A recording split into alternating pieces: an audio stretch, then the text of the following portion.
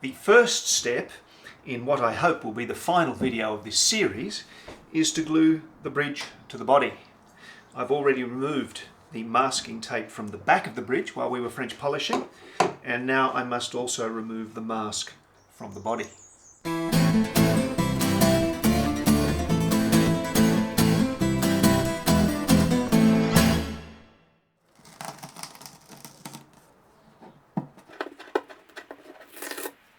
As you might recall, we put some paper down before we put the magic tape.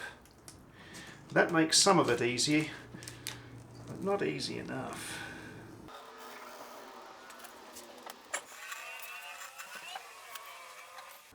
Okay, we've got a little bit of torn tape there that I need to chase with a blade. As you might recall, when we put down the mask, we made it ever so slightly smaller than the bridge to give a cleaner look. I was hoping to use the bridge pins to accurately recreate the perfect positioning of the bridge. That turns out not to have worked. So I went back to this measuring tool that you will recall, and I have put down some lengths of masking tape along the straight sides of the bridge. So when clamping, I need to make sure that the bridge is right up against those pieces of tape. Then we'll peel them away so that we can clean any squeeze out. There is one edge where there's quite a lot of shellac inside the line where we want to glue. I'm attempting to kind of bevel that down with a chisel, but only pushing inwards because the possibility for disaster going the other way is just too high. Don't know whether it's necessary, but we'll see.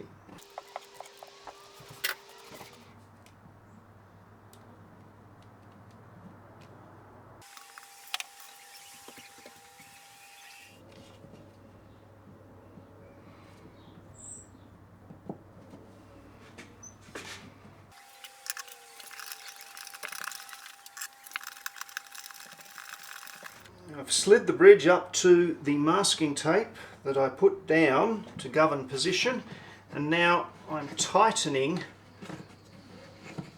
with the wing nuts. I forgot to put the washers on, so I'm hastily refitting those bolts and wing nuts.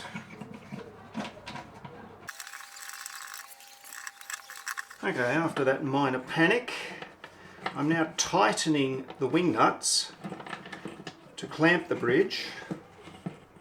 I'm seeing lots of good squeeze out, which makes me happy, and I am up against those 3 pieces of masking tape. Now, if I am not happy with the amount of squeeze out I'm getting at the edges of the bridge, and I'm not, I will put in these 2 C-clamps.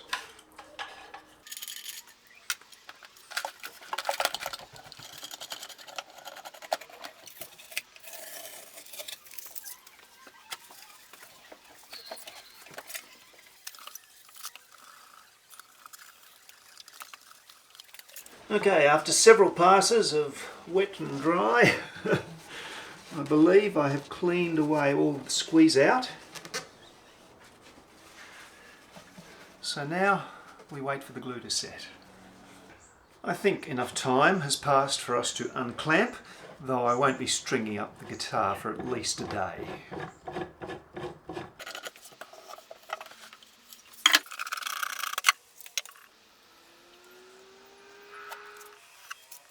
No shellac lifted off.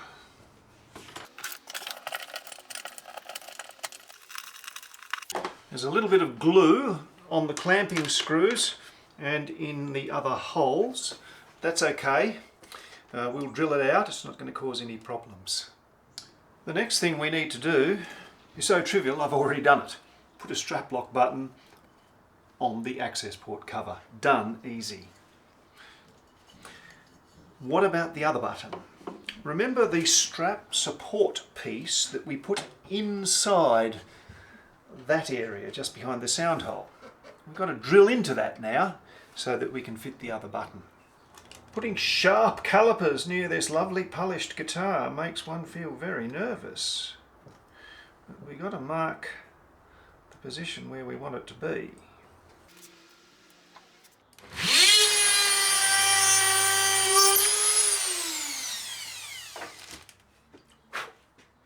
I like using nuts and bolts rather than screws, just my personality type, I guess. Got a loop of sticky tape around my pinky so that I can attach the nut to it and thread it on the bolt that has just protruded.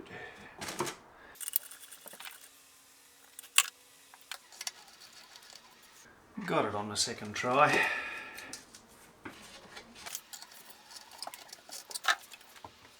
And now we have a strap button above the guitar neck.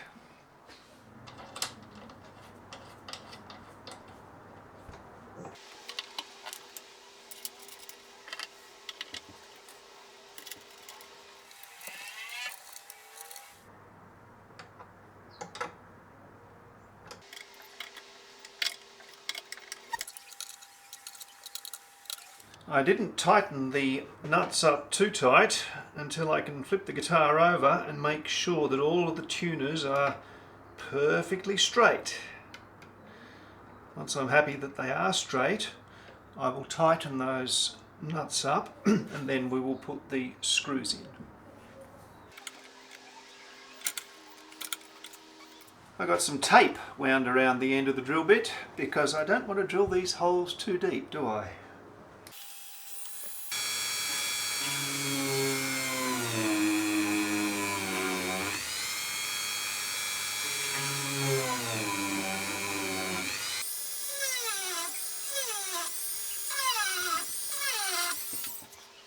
That drill's a bit blunt, which isn't too much of a problem with this. A bit of pressure's good, gives more control.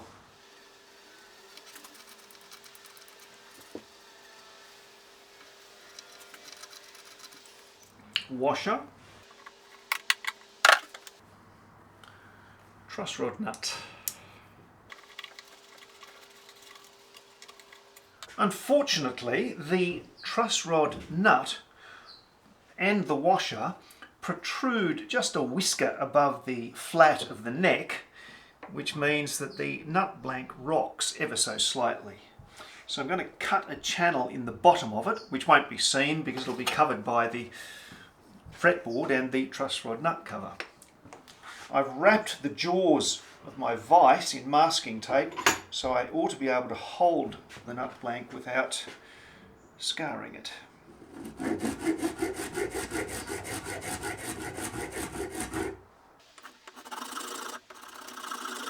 I now have the nut blank sitting steadily against the end of the fretboard. I've marked the crown of the fretboard like so, and also a line about 5 mils above that by sliding the pencil across the top of the frets. I've marked the side lines and the underneath lines, and I've freehanded a line about 2.5 millimeters above the fretboard, and I'm going to be grinding to that line on the band sander, and then we'll start cleaning it up and begin filing slots.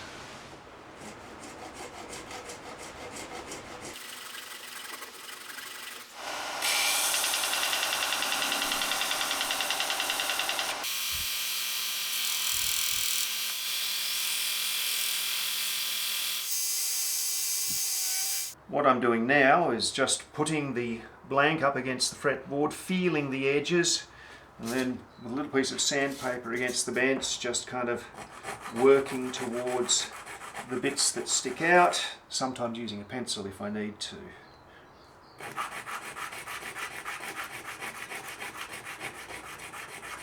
Bone dust is a little bit smelly, so from time to time I'll just suck it up with the shop vac.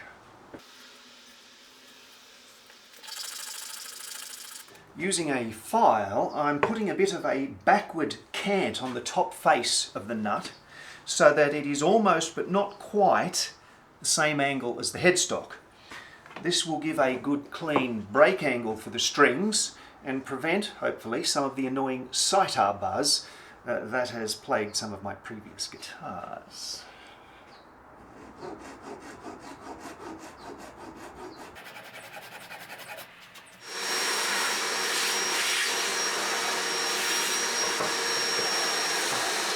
I can also smooth out the curve now using my radius sanding block and some fine sandpaper. Now that the cant of the top surface is pretty much where I need it, I can just seat the top of the nut in the sanding block and just kind of sand it back and forth a little bit. The nut is now where I need it to be, a little tall. We can take it down later. I've clearly labelled B and T for bass and treble, and I'm going to mark in the slot positions using a hybrid proportional formula that I've programmed into Excel, so that the distances between the bass strings, which are thicker, are just slightly bigger than the distances between the strings at the treble end. Now this is very, very fiddly work, not much to see, unless I bring a microscope up close, and I'm not going to be doing that.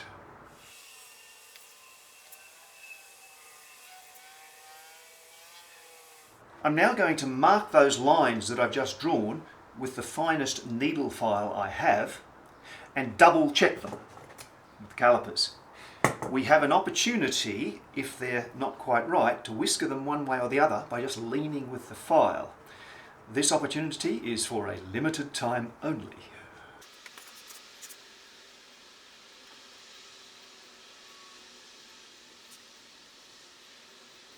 I did indeed have to lean across on a couple of them, but I'm happy at their positions now.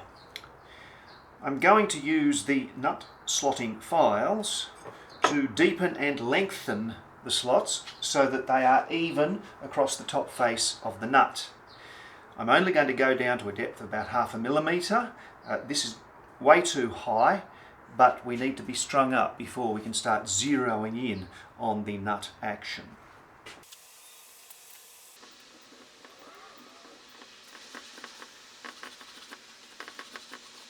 The bridge blank that I bought already has a slight curve sanded into the top, so we can skip that step and get away with it.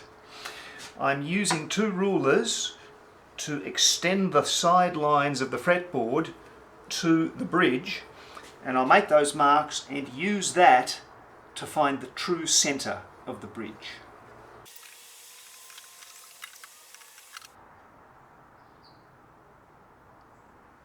As you can see, according to my standard saddle string spacing, the outer strings are very close to the lines made by extending the edges of the fretboard. This is because we had to do a little bit of additional sanding on the neck earlier in the build. If I were to proceed, it would mean that the strings would be quite close to the edge of the fretboard, up around the body fret, the octave fret.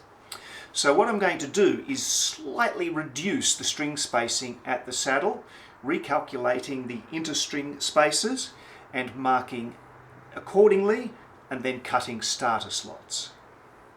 The revised calculations have the string spacing at the saddle 0.4 of a millimetre less than it was before, so that the total outer to outer is 53 millimetres instead of 55. As before, I'm going to cut starter slots with a needle file, double check my measurements, and then deepen them with the standard slotting files.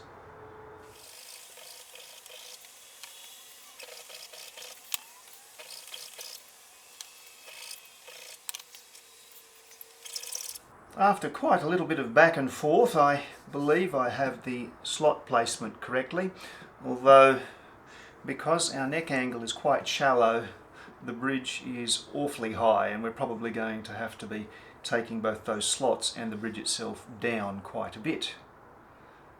But it's time to actually string up.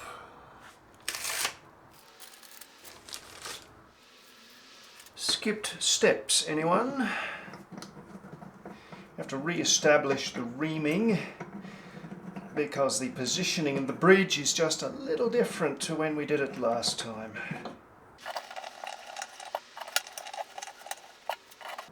Also, there was a little bit of glue in some of the holes. Another little skipped step. I'm going to file some little grooves in the pinholes to just ease the string break as it exits the bridge pin holes to go over the bridge.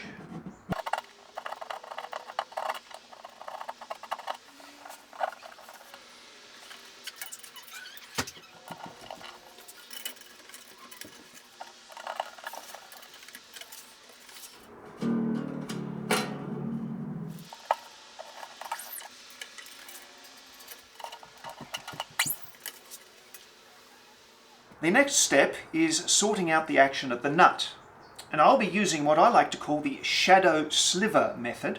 I have a desk lamp pointed at myself. I put my finger between the 2nd and 3rd frets and I look at the string above the 1st fret.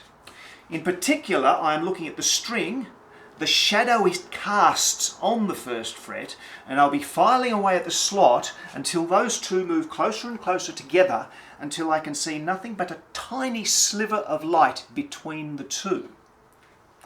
To show what I mean, I'll put up this diagram and also this. Look at this photograph. And of course I've got to do that for each string.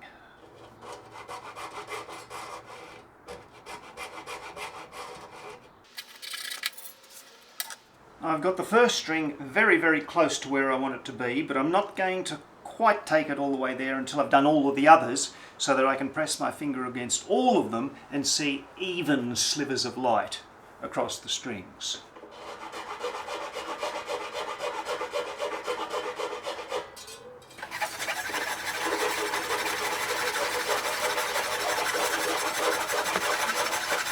It almost all went my way.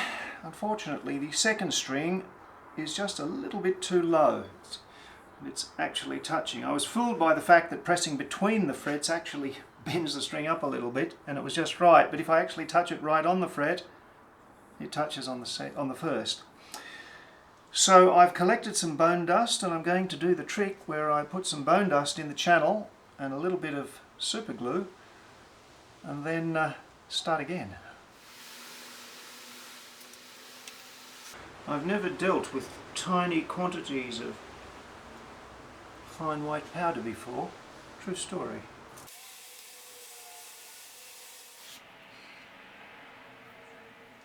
Well, let's try again without bottoming out this thing.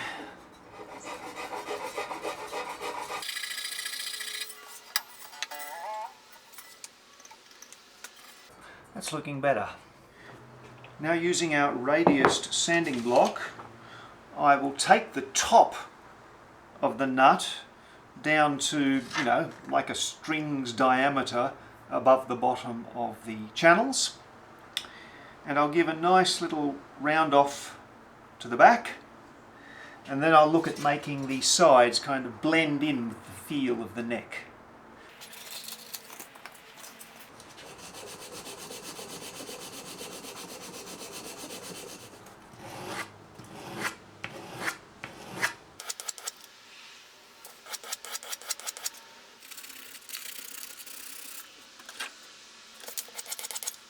I'm quite happy with the nut now.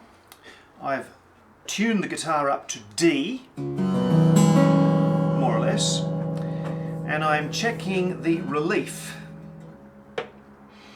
As you might recall, the neck was perfectly straight, but now we've got some tension on it. I'm seeing about 3/4 of a millimetre by eye. I could use a feeler gauge or thickness gauge, but eyeballing is okay. So I'm going to give our truss rod a bit of a crank to get that down to about 1/3 or 1/4. It's pretty close at the moment. Maybe a bit more. Getting there. Yep, I am happy with that. When setting the action at the 12th fret, many people use one of these. Mine is actually out by about 1/3 of a millimetre. I don't know whether you're supposed to grind it into calibration after buying it. It'd be cooler if it came correct from the shop. Other people use a set of these. I find them difficult to use. So I designed and built an action arc. It's a piece of aluminium U-channel where the walls have been ground down to a very shallow gradient representing the height above the fretboard, not the frets, where I want the strings to be. I then hammered it into the shape of the radiused fretboard, and I sit it at the 12th fret, and I look at how high the strings are from it. If I want higher action, I can slide it forward. If I want lower action, I can slide it backwards. You kind of need one for each fretboard radius, but I could make a longer one so that it would have a greater range of adjustments, and of course I'll need to make another one for my bass guitars. What I need to do now is, using this or this or this, figure out how high my strings are above the target position that I want, double that and mark it on the saddle. I mentioned that this was inaccurate and these are hard to use, but these are easier to use when there are two flat items, a flat surface and a flat string to slide the gauge between. So I have a series of guesstimations, measurements, of the gap between my target height and the current underside of the strings. By doubling that, I have a target for the bottoms of the channels that have yet to be cut. So I will subtract 1 millimetre from those and then grind down the bridge to those values. I have slackened the strings and fitted a capo up the neck, so now I should be able to pop out the bridge pins and remove the strings in such a way that I'll be able to put them back in again. Now I will mark those target heights and grind away at the saddle. Some of these targets seem awfully extreme, so I'm going to back off a little bit more if we need to do a couple of extra iterations. That's much better than going too far and having to buy a new saddle.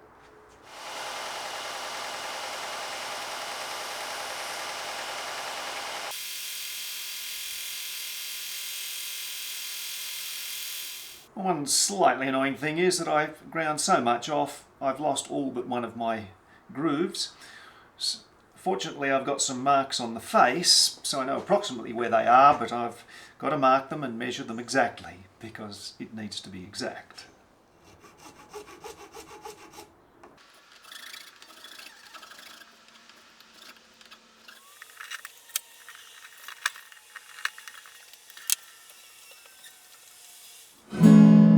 Tune to D again, slide in the action arc. We are much closer to our target heights, but we're not sitting on them and we haven't gone past them. So I once again need to measure the gaps, multiply by 2, but this time we won't need to go crazy grinding, we'll just need to deepen the slots.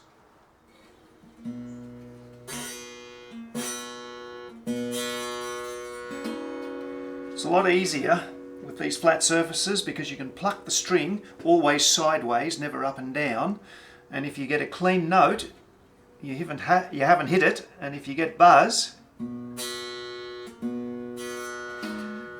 you've hit it.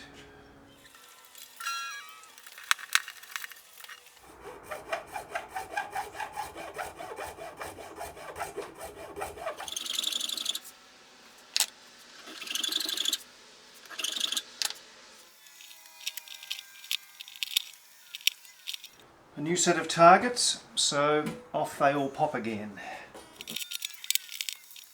With your leave, I think I'll grind down the profile just a whisker on the band sander without showing it. You've seen it before.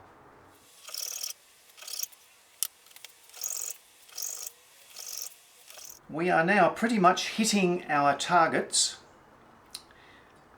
The treble E is just a whisker high. The G is actually touching. That's a miscalculation had me go a little bit too deep on that. However, my action is generally fairly high to begin with, so I will decide later whether that is a problem, in which case we will do the same dust and superglue trick that we did before. I've just been checking the intonation. Sometimes when I measure it, the bass E is about 3 cents sharp on the octave. G and B are about 2 cents flat. There's not a huge amount I can do for flat notes. Sharp notes, we can file a triangular groove forward, moving the pivot point backwards and making the string effectively longer. Flat ones, there's not a huge amount we can do. This tuner is about 35 years old. If I go inside, I might check it again. I was very careful while doing that to put the support high up on the neck so that we weren't going to be interfering with the neck while testing. But I think I'm not going to take much action on intonation because it is so close. It is so close to perfect that, you know, I think it's measurement errors. I'm being very careful not to press hard because that will sharpen a note. I'm just being careful to finger it cleanly. So I think we'll move on to the next step. The next step I didn't show you. I screwed on the access port cover. I did something else that I didn't show you. I wonder if you can guess what it was. What I will show you is that we are about to semi-permanently fix the nut, and for that I'll be using regular jelly-like superglue, not the super runny kind. And I'm just going to put... We had a battery failure mid-shot. Never mind. The nut is now semi-permanently attached. The superglue will break with a little knock if we need to do more work on it. Now I'm going to attach the pick guard. I'll just be using plain old double-sided sticky tape. This stuff is strong, so it's critical that I get the alignment right because it's going to be very, very hard to take off if I get it wrong. I've put down masking tape to mark where the pick guard goes, but I've also put down a couple of strips of wax paper that'll give us a bit of freedom to jostle it around a bit until it's ready to be stuck permanently.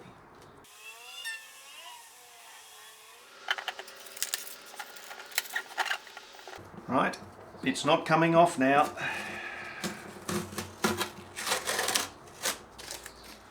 Let's try the new truss rod cover design. Can it be fitted without slackening the strings? The answer is yes, although there's just a tiny bit of scuffing to the finish. How is it going to be attached? Well, I'm going to screw it, but I don't know whether I'm going to use 2 screws, 1 or 3.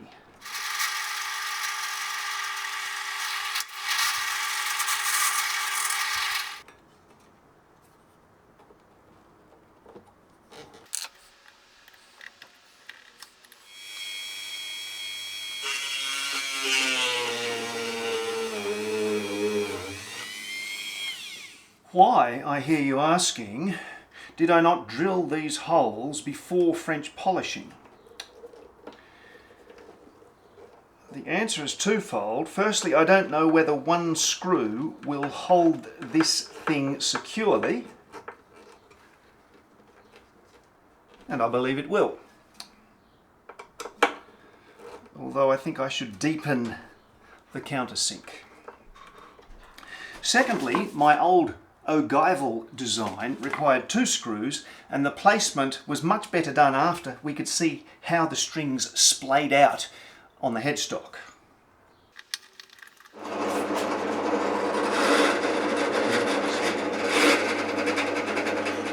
As it is, drilling the countersink kind of makes a little bit of a mess of the French polishing just around the perimeter.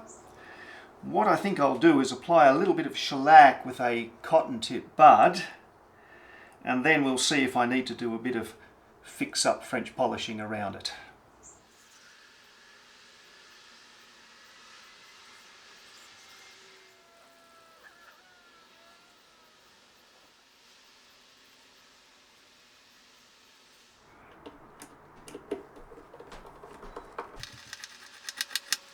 That looks much better. Now let's go playtest this thing. Let's get this over with. It's the final fumble. Hawk-eyed viewers familiar with my other guitars might have noticed that the wave motif pickguard is back to front. Turns out I French polished the wrong side.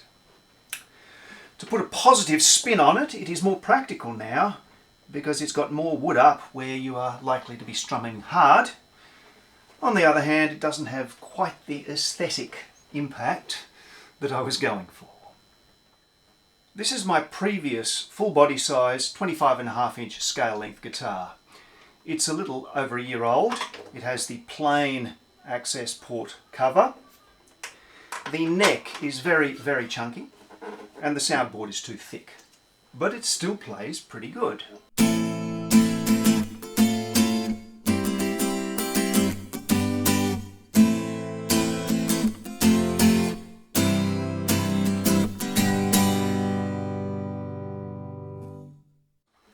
And this is the guitar that we've just built. The access port looks a lot nicer. The neck feels a lot nicer. The soundboard is a little thinner. It doesn't have many of the flaws in that one-year-old guitar, but as you know, it has a whole lot of its own.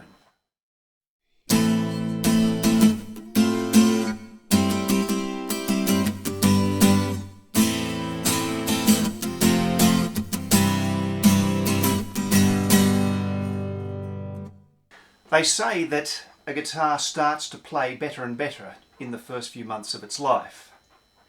There are aspects of that sound that I like. There are aspects of this sound that I like.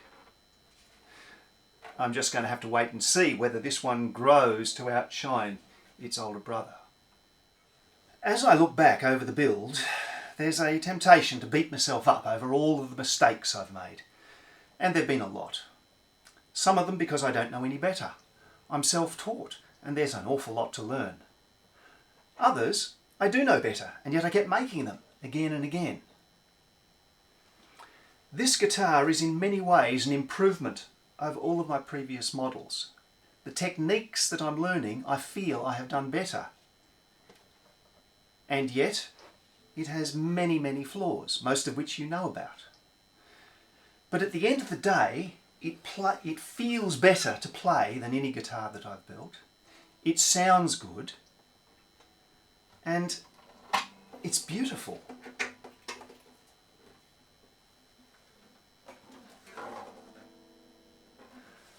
And if that isn't a metaphor for life, I don't know what is. My name's Trevor Magnuson. I'm going to be making more videos. Check in from time to time. Cheers.